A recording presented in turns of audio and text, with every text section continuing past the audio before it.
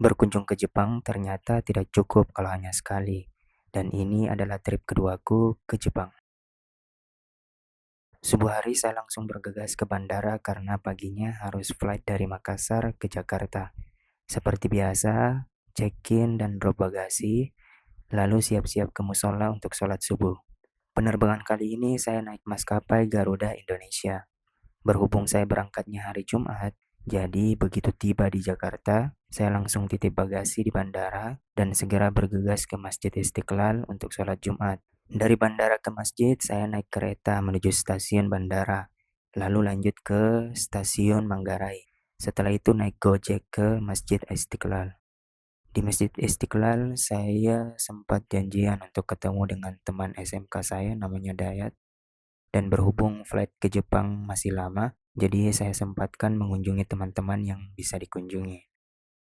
Pukul 10 malam, saya balik ke Bandara Soekarno-Hatta Terminal 3 dan segera ke tempat penitipan koper. Saya masih menggunakan maskapai Garuda Indonesia dan sejauh ini belum ada kendala selama naik maskapai Garuda Indonesia.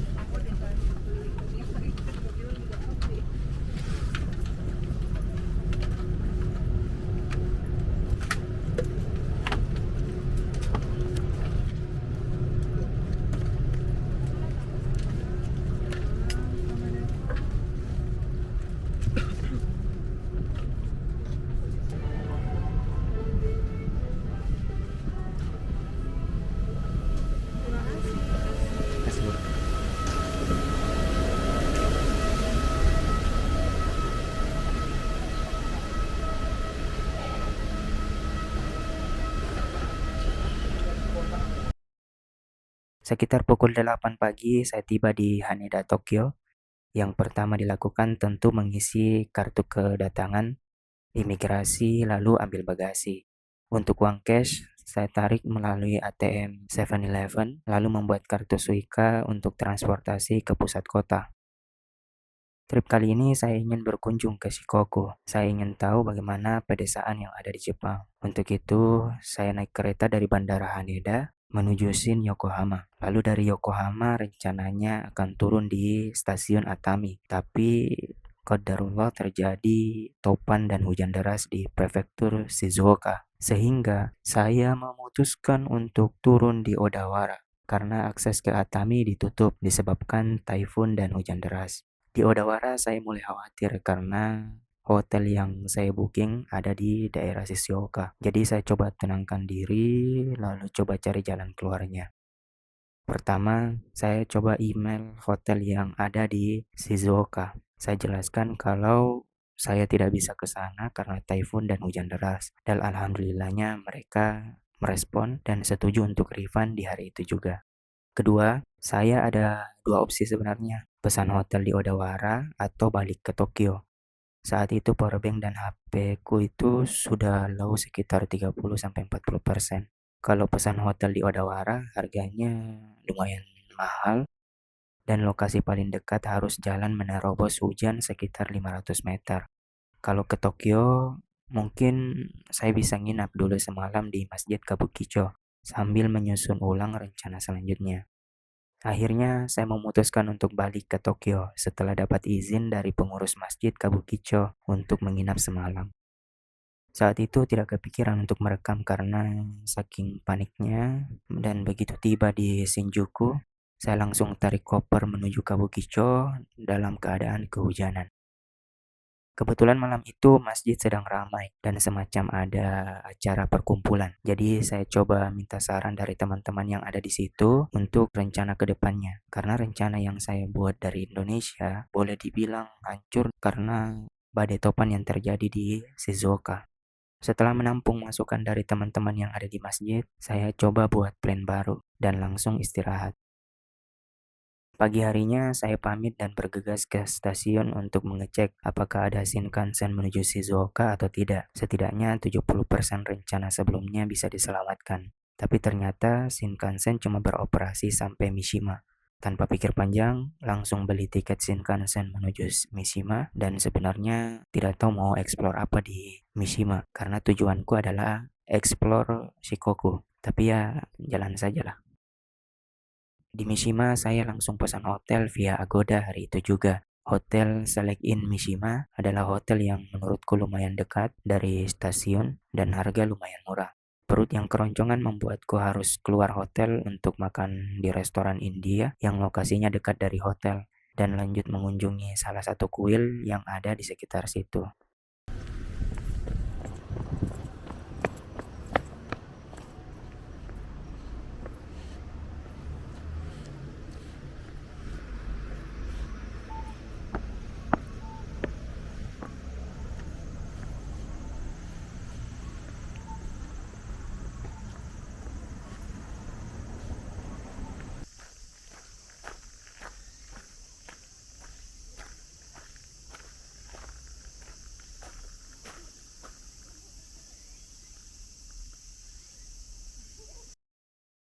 Mishima memang terletak di Shizuoka, tapi plan awalku adalah ingin eksplor sekitar Gunung Fuji 2-3 hari. Tapi Allah ganti dengan Mishima Skywall yang letaknya cukup jauh dari hotel.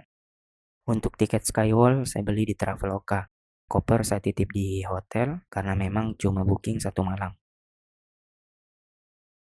Mishima Skywall adalah jembatan gantung khusus pejalan kaki terpanjang di Jepang dengan panjang total 400 meter terletak di Mishima, Prefektur Shizuoka. Jembatan ini menawarkan pemandangan Gunung Fuji, tapi saat itu tidak kelihatan Gunung Fuji.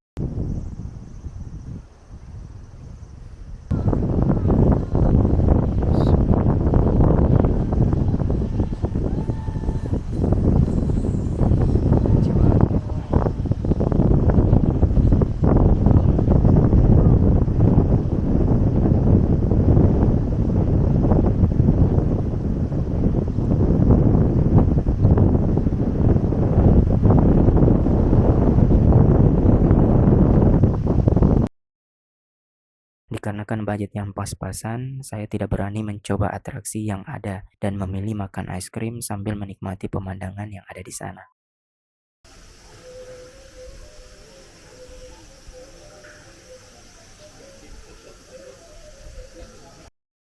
Dari Mishima Skywall langsung ke hotel ambil koper dan berangkat menuju stasiun Shizuoka menggunakan local transportation karena Shinkansen belum bisa beroperasi saat itu.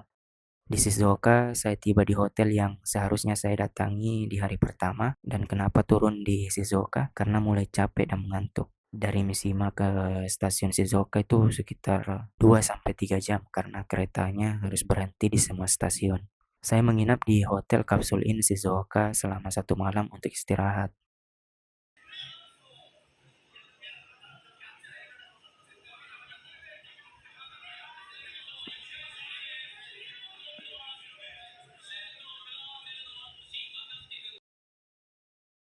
Pagi harinya, dari stasiun Shizuoka, saya berangkat menuju stasiun Nagoya karena saya harus naik pesawat dari Nagoya ke Matsuyama pada malam harinya.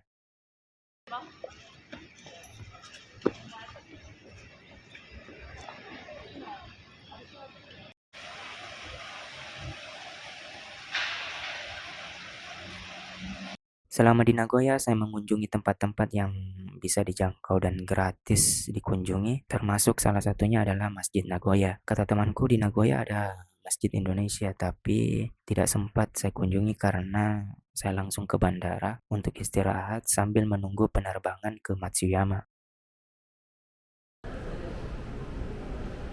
お待たせいたしました。ニュースカリチーム国際空港に到着です。ご利用の際は足元にお気をつけください。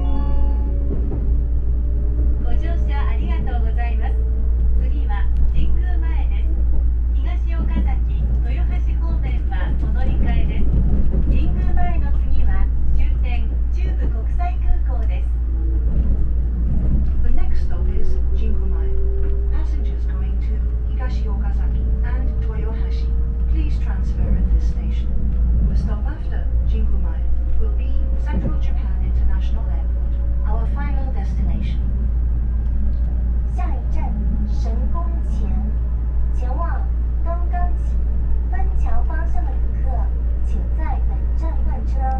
神宫前。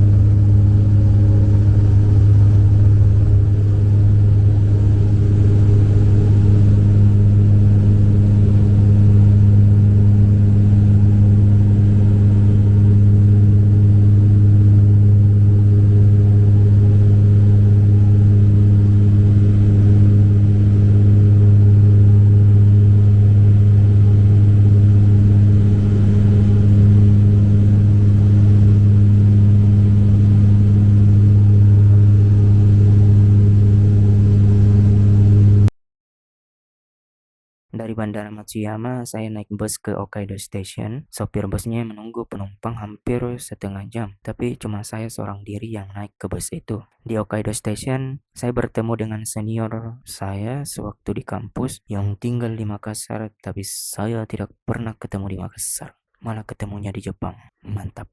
Malam itu tidak sempat merekam karena DJI yang saya bawa itu lowbat dan saya menginap di Masjid Matsuyama setelah dapat izin dari pengurus masjidnya. Kita berdua sempat sharing dan cerita di masjid. Saya dibawakan makanan dan malam itu saya bisa istirahat tanpa harus sewa hotel.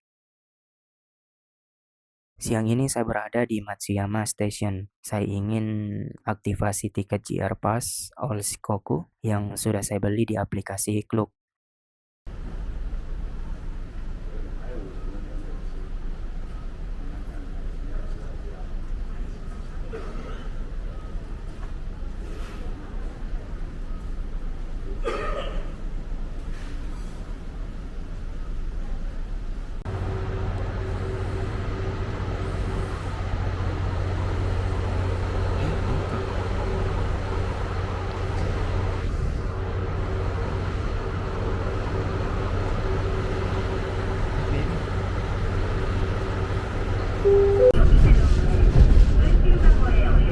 Destinasi pertama saya mengunjungi Shimonada Station. Konon katanya ini stasiun terindah yang ada di Jepang karena menghadap langsung ke laut. Tapi kayaknya saya datang di waktu yang tidak pas karena siang hari panasnya sangat menyengat dan kereta cuma ada sekali dalam 2 atau 3 jam. Waktu itu saya turun pukul 1 siang dan kereta untuk balik ke Matsuyama tiba sore hari sekitar hampir pukul 4 sore.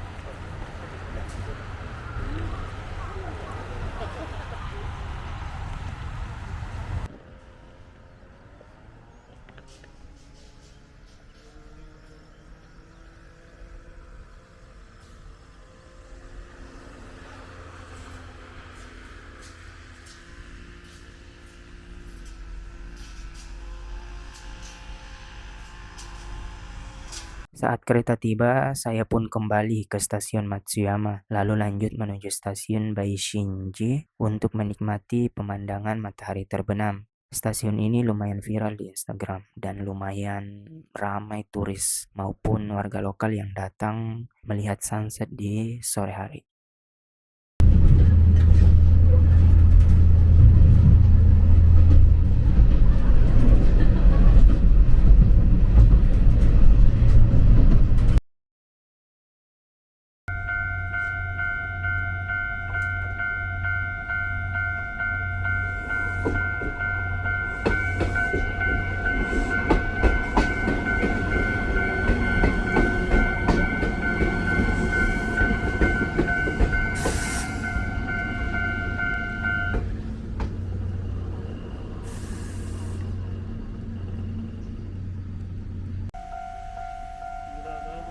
Kerja tunggu kereta lewat. Sampai maghrib. Iya kan? Parah nah. Oh, dari kanan sini keretanya. Iya. Yang kereta dari sini. Kereta. Kereta.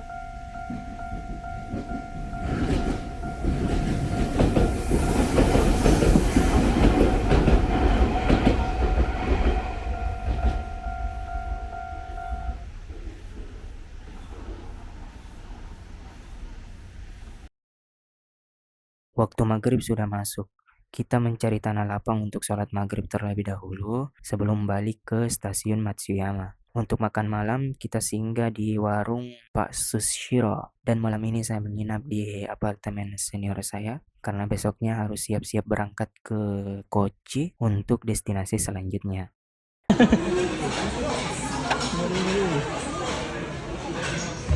Astaga, ini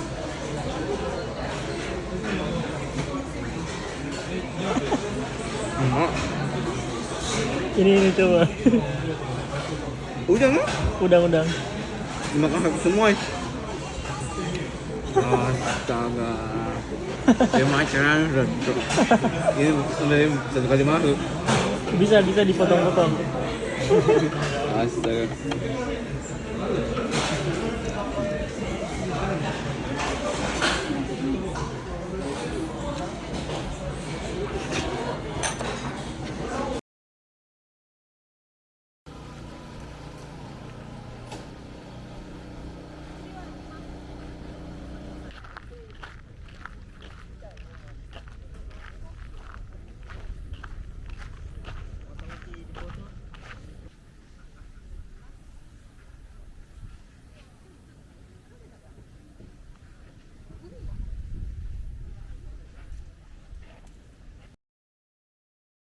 Tiba pukul 1 siang, saya pamit dengan Bapak Senior dan berterima kasih karena sudah difasilitasi full selama 3 hari di Matsuyama. Dari stasiun Matsuyama, saya menuju ke Kochi itu menggunakan kereta JR karena JR All Shikoku yang saya pesan itu bisa ngecover semua kereta JR.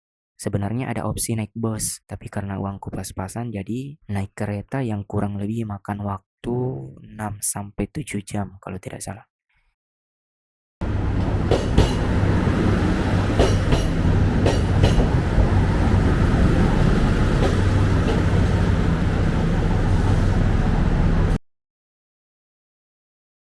Kochi adalah permata tersembunyi di bagian selatan Jepang.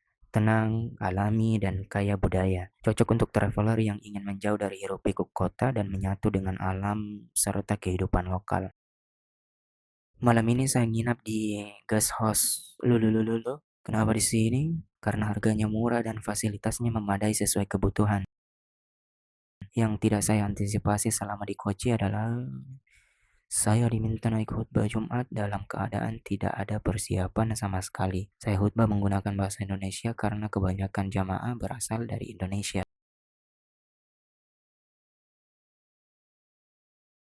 Usai sholat Jumat, saya diajak makan siang oleh salah seorang jamaah masjid asal Indonesia yang bekerja di Kochi. Restoran tempat kita makan adalah restoran milik orang Indonesia yang berasal dari Bali.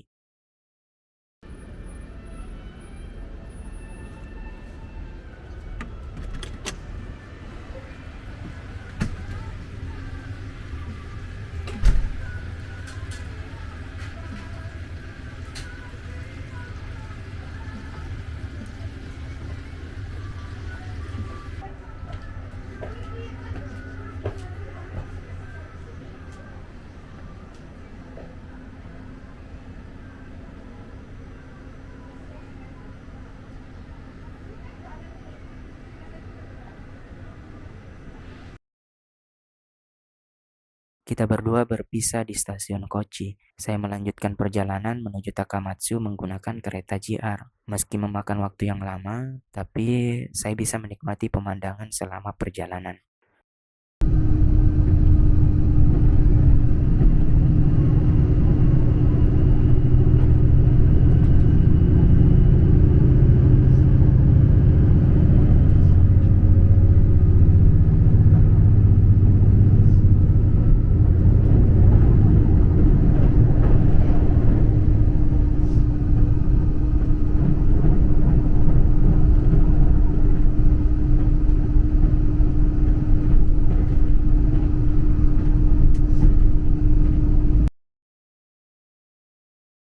Selamat pagi dari Takamatsu.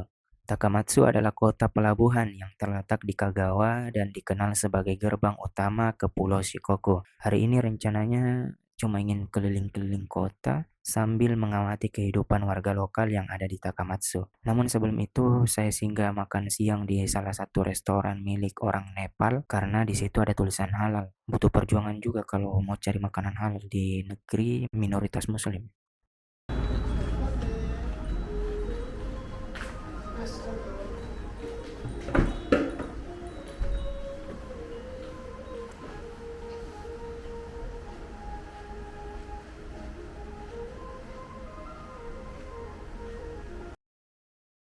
Setelah perut terisi, waktunya berkunjung ke Aeon kah? Bagaimana kebacanya?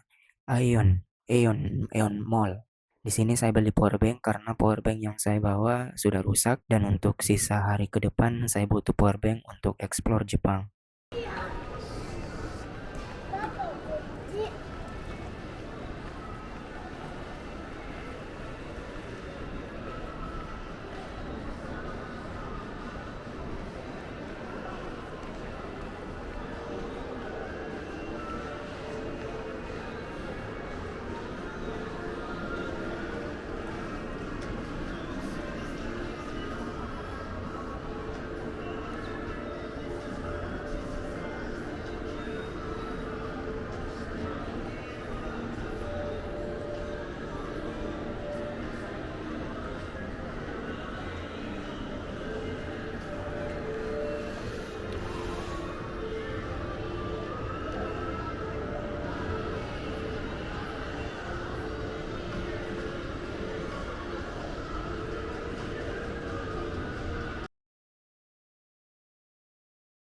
Destinasi pagi ini adalah Masjid Kagawa. Nah, untuk sampai ke masjid, saya naik kereta dari stasiun Takamatsu menuju stasiun Sakaide.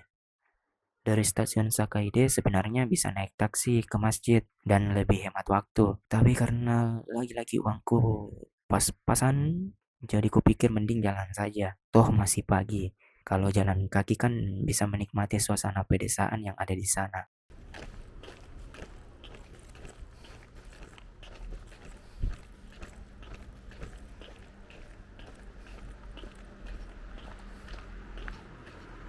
Setelah jalan kaki sekitar 1 jam, akhirnya saya tiba di Masjid Kagawa. Kebetulan hari ini lagi ramai dan ada kegiatan kerja bakti, jadi saya ikut juga kerja bakti. Saya stay di Masjid Kagawa sampai pukul 1 siang. Kita sholat zuhur berjamaah, lalu makan siang bersama. Kebanyakan pengurus masjid berasal dari Indonesia. Ada yang kerja, ada yang sekolah, bahkan ada yang sudah menetap puluhan tahun di Jepang. Kita diskusi tipis-tipis, lalu saya izin pamit karena harus melanjutkan perjalanan ke Masjid Tokushima. Dia menyala betul lagi ini. Derajat ini. Baru tidak ada tempat berteduh lagi nih. Tidak ada. Pokoknya ini sanggar mana? Dari masjid ke stasiun Tokushima itu memakan waktu sekitar 3 jam lebih. Sebenarnya tidak ada rencana ke Tokushima, tapi saya penasaran dengan satu masjid yang ada di sana. Jadi tanpa pikir panjang, saya langsung menuju ke sana.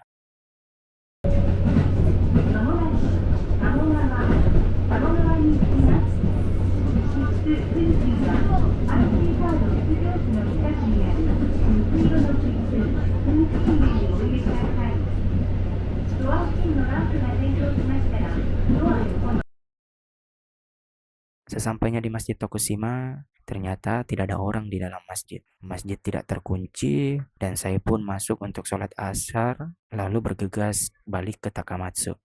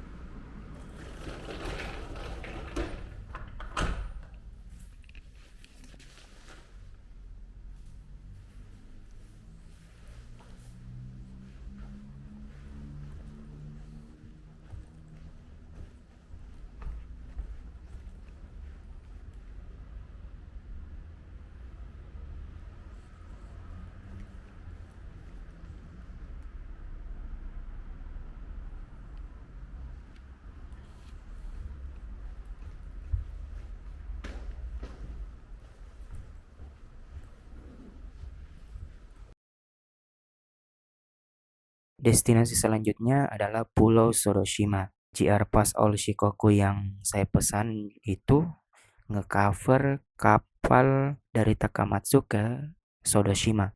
Jadi saya tidak perlu beli tiket kalau mau ke Sodoshima via kapal pulang pergi.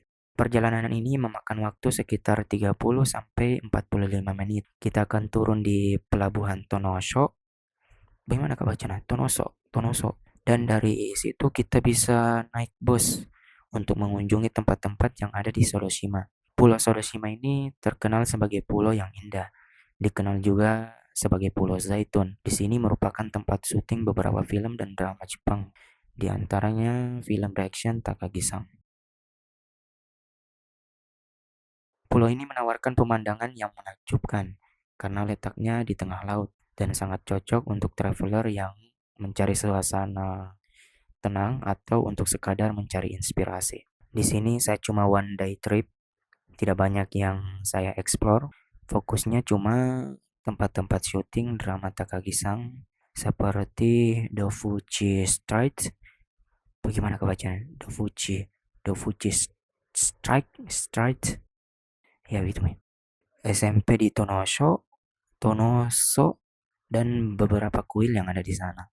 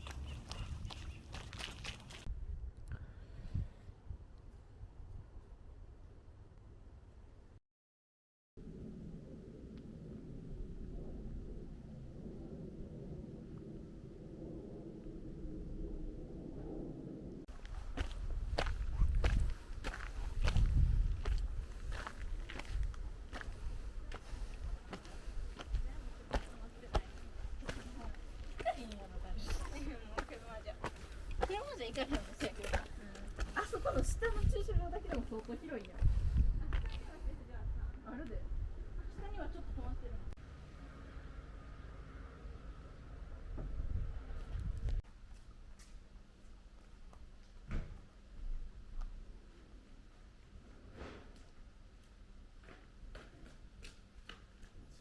こんにちは。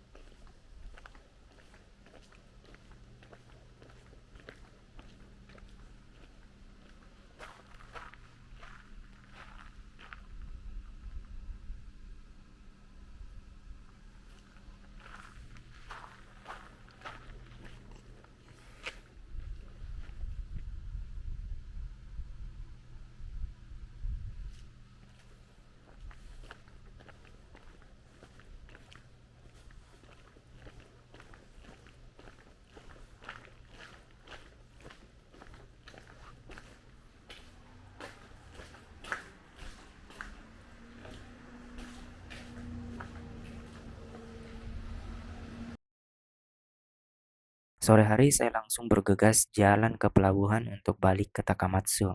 Karena kalau menunggu bus, lumayan lama menunggu. Bus-bus di pedesaan Jepang itu biasanya cuma ada sekali dalam sejam. Sedangkan kapal untuk balik ke Takamatsu adanya sampai sore saja. Awalnya mau nginap di Soroshima, tapi kayaknya next time karena harga penginapan di sana itu mahal-mahal sekali.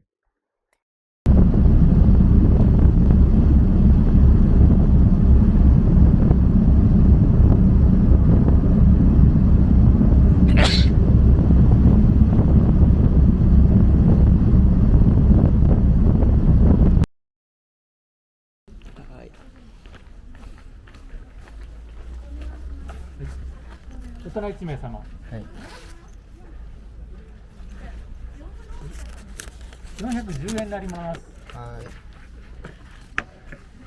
1000円でよろしいですか。はい、では1000円お預かりいたします。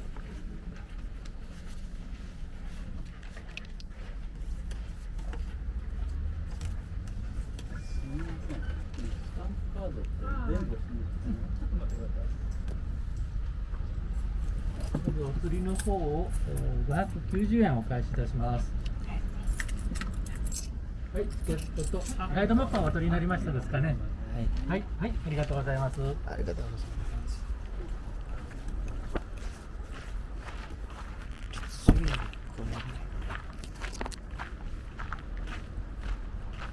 Ini adalah hari terakhir di Pulau Shikoku. Tidak banyak destinasi yang saya kunjungi seperti trip pertama, karena saya pikir kalau terlalu banyak destinasi berarti terlalu banyak waktu dan biaya yang harus dikeluarkan. Belum lagi kita tidak bisa menikmati suasananya, karena terburu-buru mau ke destinasi ini, ke destinasi itu. Makanya dalam sehari targetnya cukup 2-3 destinasi saja. Setelah check out hotel, seperti biasa, koper saya titip di hotel dan segera menuju Taman Ritsurin. Taman Ritsurin ini dibangun 400 tahun yang lalu dan dulunya adalah tempat rekreasi keluarga bangsawan lokal. Dan menurut informasi yang saya dapat, taman ini merupakan lukisan hidup yang bisa dijelajahi dengan kaki, hati, dan mata, katanya ChatGPT.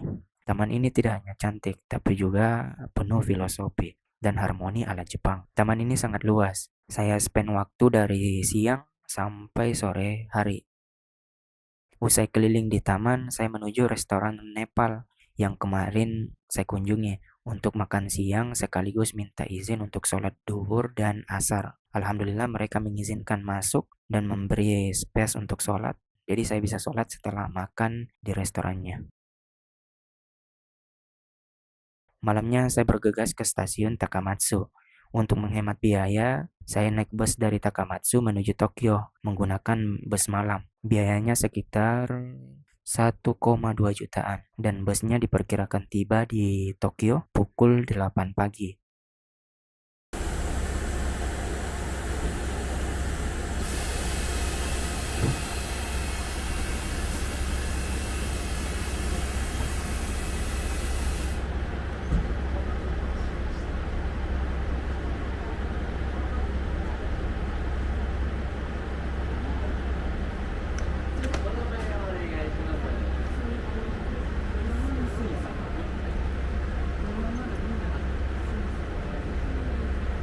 マ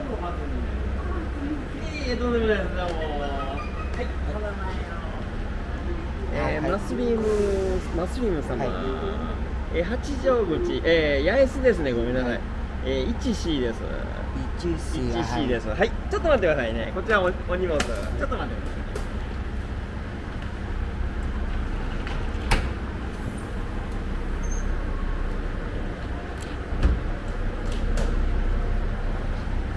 はい、ありがとうございます。はい、はい、どうも。1C です。Selama di perjalanan, kita sempat singgah 2 kali di rest area. Pertama singgah di Lawson dan singgah di sini untuk sekadar buang air dan cuci muka. Turun dari bus, saya langsung menuju Asakusa untuk menyimpan koper dan langsung ke Masjid Jami Tokyo yang ada di Shibuya. Malamnya sholat di Masjid Akihabara, dan hari ini memang tujuannya hanya ke masjid lalu istirahat di hotel. Selama di Tokyo, fokus cari barang-barang just dipan teman-teman yang ada di Makassar, karena tidak ada destinasi khusus di Tokyo ini.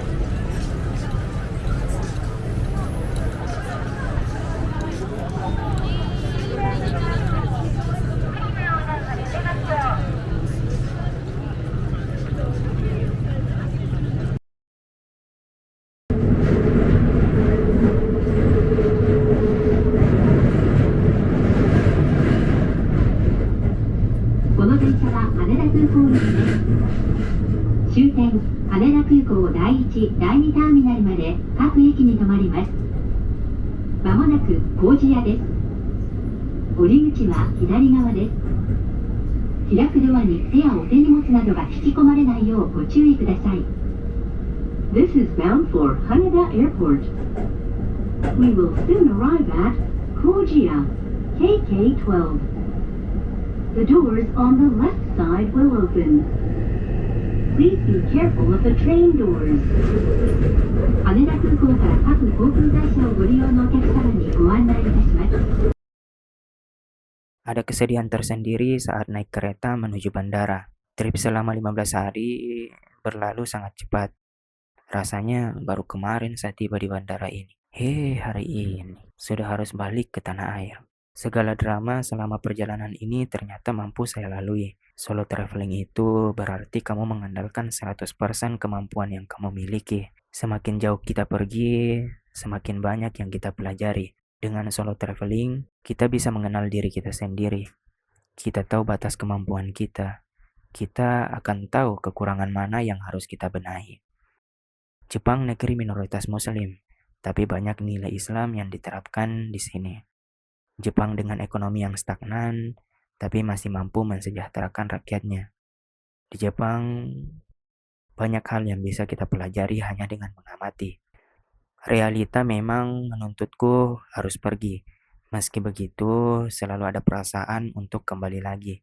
Dan sampai jumpa di lain hari.